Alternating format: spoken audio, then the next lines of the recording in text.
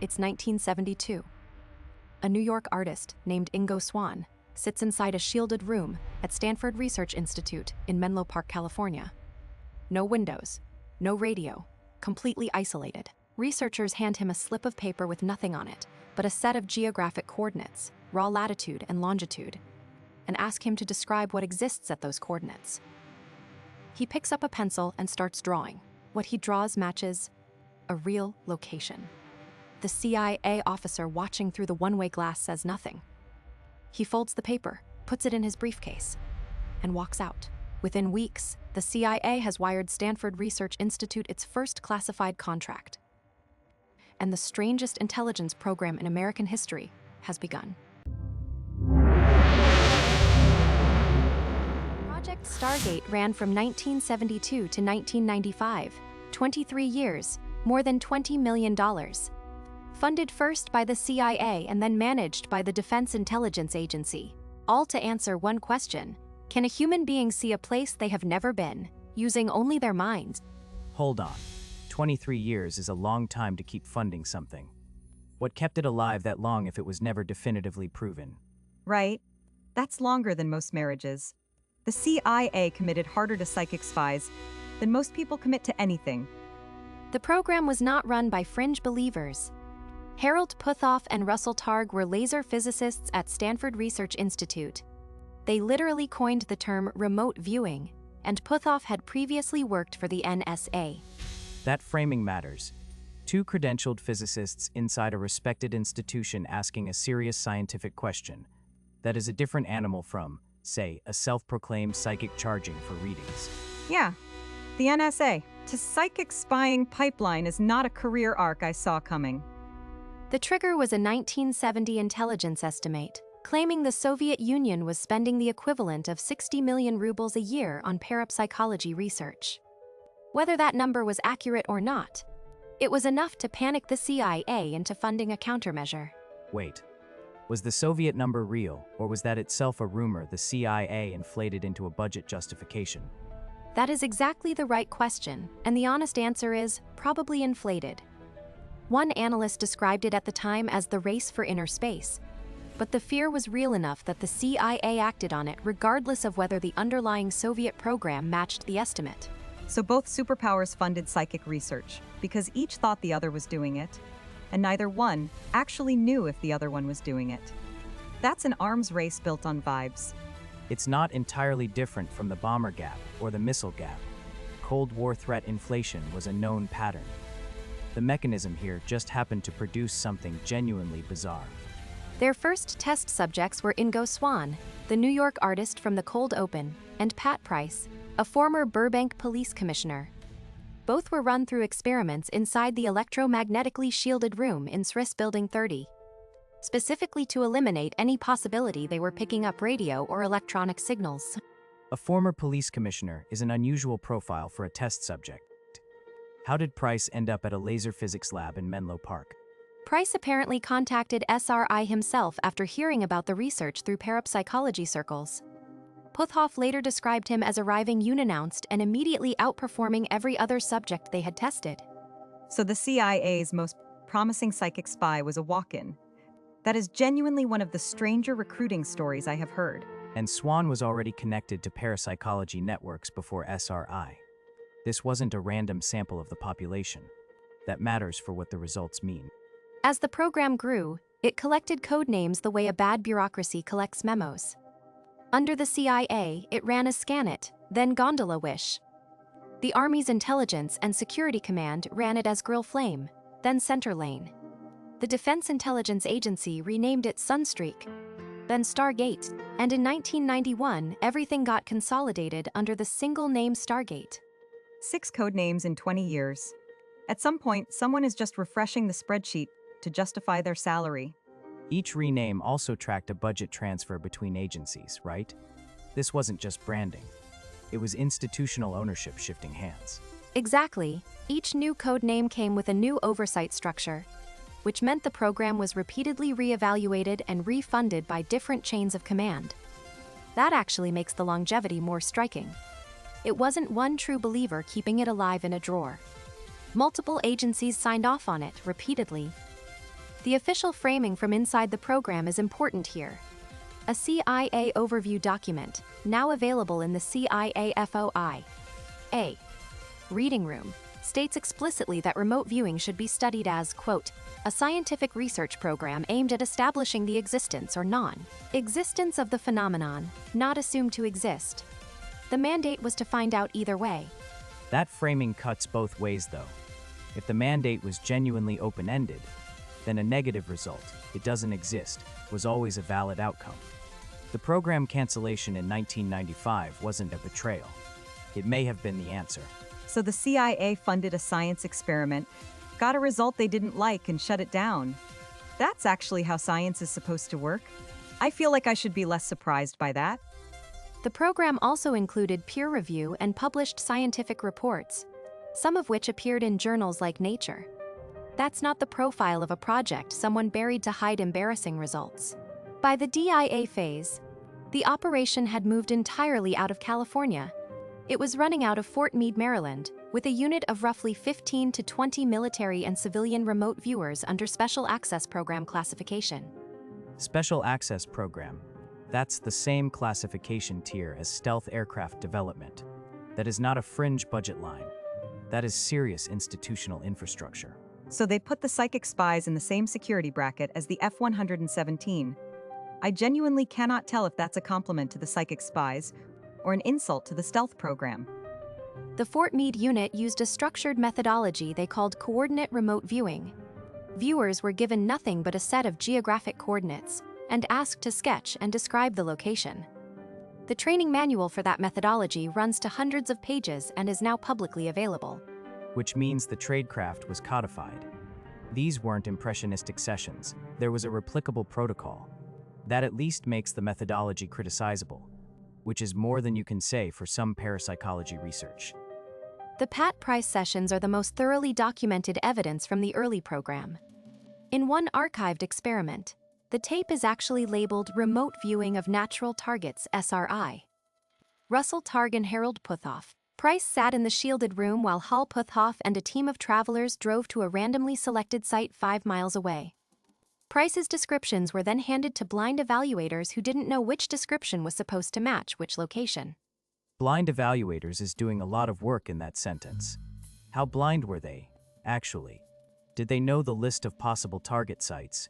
Or were they evaluating against an open universe of locations? Right.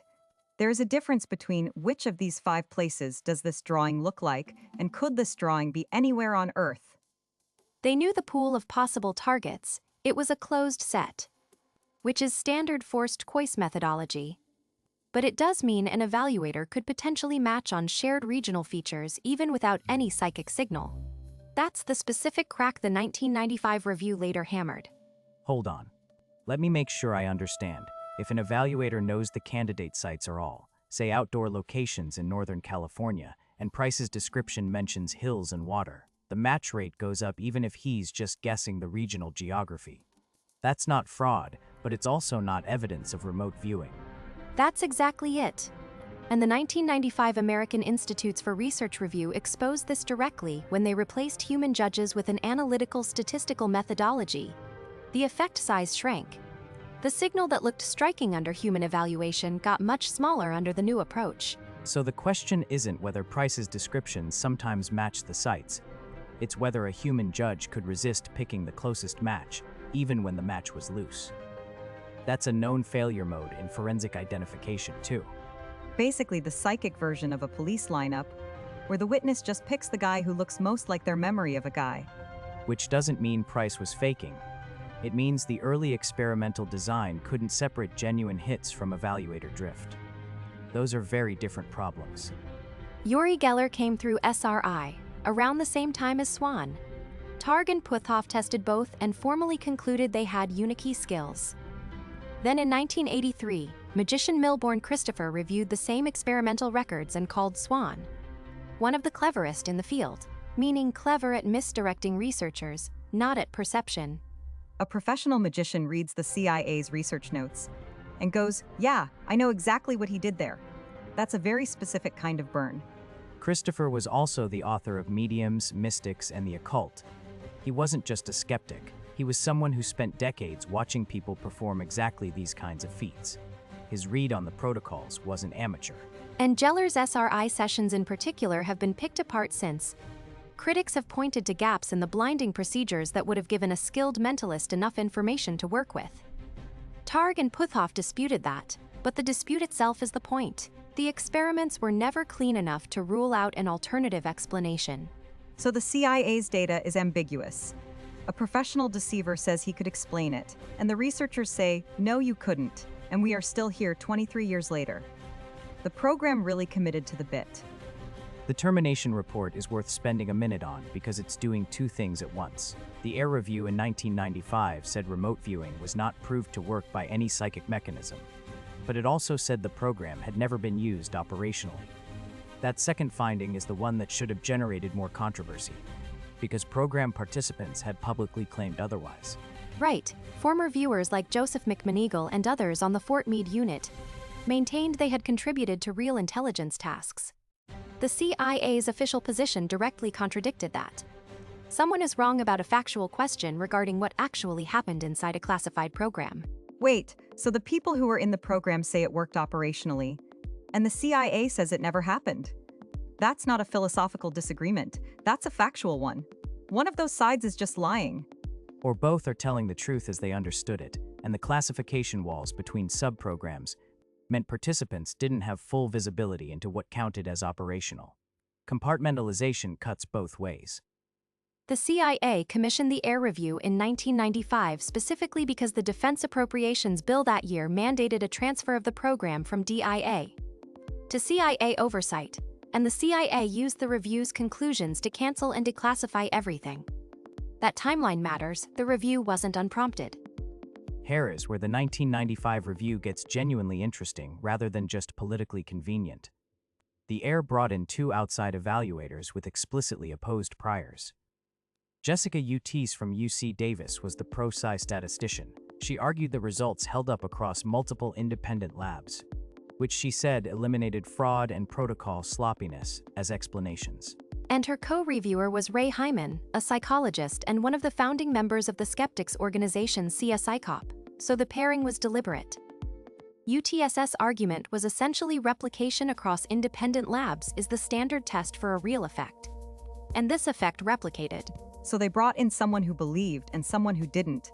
Let them look at the same data, and they came to opposite conclusions. That is either a sign the data is genuinely ambiguous, or a sign that one of them is very good at motivated reasoning. Maybe both. Hyman's counter wasn't that the statistics were fabricated. He actually granted Utz that the numbers were unusual. His argument was structural, because the research was conducted under classification. External labs couldn't independently replicate it using the same materials, the same protocols, the same subject pool. Covert science can't be verified science. And that is a legitimate methodological objection that goes beyond this program. It applies to any classified research. The secrecy that made Stargate feel credible to the national security community is exactly what made it scientifically unverifiable to everyone else. No, Morgan's right. That is the structural trap. You can't build a scientific consensus on results. No one outside the classification chain is allowed to check. The program was haunted by that from day one. Commenti prompt, UTS says the statistics prove something real. Hyman says classified science can't be verified science. Tell us in the comments which argument you find more convincing, because we genuinely couldn't agree on this one. So let's put the verified facts in one place. The CIA funded remote viewing research at SRI. From 1972, confirmed in declassified documents and the CIA's own FOIA reading room. The program ran continuously for 23 years across multiple agencies, confirmed by the codename paper trail we walked through. In 1995, the CIA released over 12,000 declassified documents from the program. And the Air Review found statistically above chance results. In some controlled experiments, Hyman himself acknowledged that. Those are the facts that are not in dispute by anyone who has looked at the primary record. The argument is entirely about interpretation, not about whether the program existed or whether the experiments happened. Which is its own kind of weird, right? The confirmed version of the story is already strange enough that you almost don't need to add anything to it. The above chance results framing needs one qualifier though. Above chance in some experiments, under controlled conditions, with effect sizes that shrank when methodology improved. That's meaningfully different from psychic spying worked. And the operational claim that remote viewers provided actionable intelligence sits entirely in the speculated column. The program's own termination document says it was never used operationally. Until a declassified tasking record surfaces showing a specific intelligence product from a specific viewer, that remains assertion, not confirmed history. Okay, but can we sit with the cancellation for a second? 23 years, $20 million, and the official verdict is never used operationally. That's not a pilot that got picked up. That's a pilot that aired for 2 decades, and nobody watched it. The cancellation framing matters here. The 1995 Air report didn't say, "We tried and failed." It said the program was never operationally deployed. So the question isn't whether psychic spying worked in practice, it's whether it was ever given the chance to prove itself in practice. Those are genuinely different claims. And the 23-year run isn't evidence it was working. Cold War institutions were notoriously bad at killing programs that weren't producing results, especially when those programs were classified, and the people evaluating them had institutional stakes in their survival. Right. It's easier to keep renaming something than to walk into a Senate briefing and explain why you spent a decade funding the guy who thinks he can see Siberia with his eyes closed. Which is the real lesson of the code name carousel. Gondola Wish, Grill Flame, Sunstreak, each rename bought another budget cycle. The program survived by moving, not by proving. So here is where the honest accounting lands. The UT-10 split from 1995 is not a talking point. It is an unresolved scientific disagreement between 2 qualified people who looked at the same data and reached opposite conclusions. That situation has not changed in 30 years. To be precise about what's unresolved, the above chance results in controlled experiments are real and replicated across independent labs. Hyman didn't dispute that. What he disputed is whether those results can be verified as genuine given the classification constraints. That's a structural problem, not a statistical one. So we are in this weird position where the data says something happened. The CIA says it never mattered operationally, and the scientists can't agree on what the data means. That's not a conspiracy. That's just a genuinely unfinished argument. And the honest thing to say is, a live scientific question is not the same as proof in either direction. Stargate is not confirmed evidence of psychic ability. It is also not confirmed evidence that the phenomenon doesn't exist. The program ended without settling the thing it was designed to settle. Which, depending on your priors, reads either as the most frustrating outcome possible, or the most honest one. Here is what makes Stargate different from almost every other program we cover. The conspiracy is confirmed. The CIA did fund psychic research for 2 decades, that's in the FOIA record. But the thing believers expect to follow from that it worked, is exactly what the evidence doesn't show. The gap between the confirmed weirdness and the unconfirmed conclusion is where the whole belief system lives. It's like finding out your bank robbed a casino. The crime is real, the loot is missing, and nobody can tell you if anyone actually got away with anything. That's a genuinely useful frame. The institutional strangeness is not disputed, but the CIA did something bizarre, and the bizarre thing worked are 2 completely different propositions, and people regularly treat the first as evidence of the second. That conflation is doing a lot of work in how Stargate gets discussed online. The confirmed part is wild enough that the unconfirmed part gets pulled along with it, guilt by proximity to a real secret. The ideological range of Stargate believers is something I keep coming back to. You don't usually see libertarians and New Age practitioners and military veterans in the same camp. What's the common thread? The pitch is that human consciousness can reach beyond physical limits, that the mind is not confined to the skull. That proposition is attractive whether you frame it in spiritual terms, in quantum physics terms, or in purely military utility terms. The appeal isn't political. It's about what people believe a human being fundamentally is. If you think about it, your mind can transcend your body, is the one conspiracy theory that feels like good news. Every other one we cover is about something being taken from you. This one says you might have a power you didn't know about. Subscribe prompt. If this is the kind of thing you want every week, actual documents, actual disagreements, actual strangeness, hit subscribe and the bell next to it, and we will keep showing up. And it cuts across the usual fracture lines because it doesn't require an enemy. Most conspiracy theories need a villain holding something back. Stargate's appeal is that the hidden thing might be inside you. No shadowy group required. The Cold War angle closes the loop in a way that should make everyone uncomfortable. The US funded psychic research because it feared the Soviets were doing it. The Soviets funded their version because they feared the US was doing it. Both programs were substantially reactions to each other's rumors.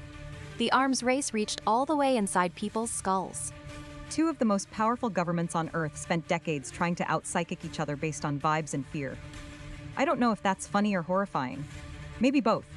It's the same mechanism as the bomber gap. Each side inflated the other's capabilities, then funded programs to catch up to a threat that was partly imaginary. The difference is that bombers are real and psychic spying might not be. So you end up with a real program chasing a possibly fictional threat, generated by a symmetrically fictional counter-program. And nobody in either government was in a position to say stop. We should verify whether the other side actually has this before we spend 20 years trying to match it. Because admitting that would mean admitting you'd been chasing a ghost, and institutions don't do that easily. Next week, we are going after the Twin Towers, specifically the engineering case versus the controlled demolition theory. The NIST investigation produced 10,000 pages of structural analysis. The questions that report leaves open are the ones that built an entire movement. 10,000 pages, and people still aren't satisfied. That's either a sign the report failed or a sign that no report ever could. The engineering arguments are more specific than most people realize, and more unsettling in places. Don't miss that one. Project Stargate is real, documented, and genuinely strange, and here's the part I keep coming back to. The strangeness is in the official record. The CIA put it there. Believers didn't invent it. If you want more of that, actual documents, actual disagreements, actual government weirdness, subscribe and hit the bell and we will be here next week.